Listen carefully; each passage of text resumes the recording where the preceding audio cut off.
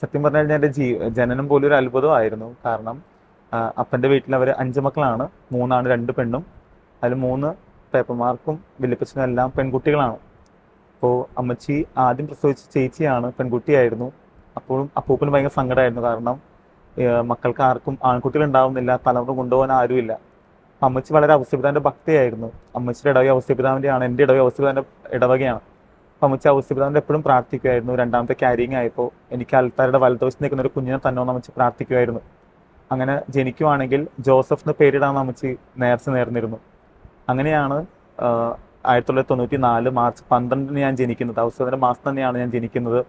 അന്ന് ആൺകുട്ടിയാന്ന് പറഞ്ഞാൽ ഒരുപാട് സന്തോഷം ഉണ്ടായിരുന്നു വീട്ടുകാർക്കായാലും. അങ്ങനെ എല്ലാവരും വളരെ സന്തോഷിച്ച സമയത്താണ് മാമോദീസയുടെ സമയം വരുന്നത്.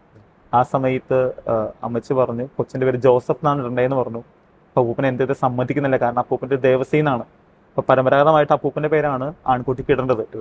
അപ്പോൾ അങ്ങനെ ചെറിയൊരു പ്രശ്നങ്ങളും വാക്കുതർക്കവും ബഹളമൊക്കെ ഉണ്ടായിരുന്നു കൊച്ചിൻ്റെ പേരിടുന്നതിനെ കുറിച്ചിട്ട്. അപ്പം അമ്മച്ചി ശാഠ്യം പറഞ്ഞു, എന്തൊക്കെയാലും ജോസഫിന് ഇടത്തുള്ളൂ, ഞാൻ നേർന്നുണ്ടായ കുഞ്ഞാണ്.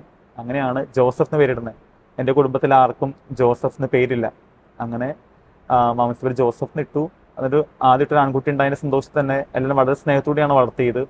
എല്ലാ ദിവസവും പള്ളിയിൽ പോകണമെന്നുള്ള നിർബന്ധമുള്ള കാര്യമാണ്. രാവിലെ ചെറുപ്പം മുതലേ അപ്പനമ്മ പള്ളിയിൽ കൊണ്ടുപോകായിരുന്നു.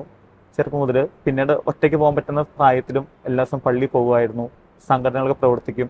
ഇപ്പം ചെറുപ്പം മുതലേ പള്ളിയുടെ മുൻവശത്ത് നിൽക്കുമ്പോൾ തന്നെ കുർബാന ഭക്തിയോടെ നിൽക്കാനും, അച്ഛന്മാർ പോകുമ്പോൾ ആ കാപ്പമേത്ത് മുട്ടുമ്പോൾ ഭയങ്കര സന്തോഷമൊക്കെ ഭയങ്കര സന്തോഷമൊക്കെ ആയിരുന്നു. അപ്പം അന്നൊരു ആഗ്രഹിച്ചു, എനിക്കൊരു അച്ഛനാണെന്ന് ഉള്ളിലൊരു ആഗ്രഹം ഉണ്ടായിരുന്നു.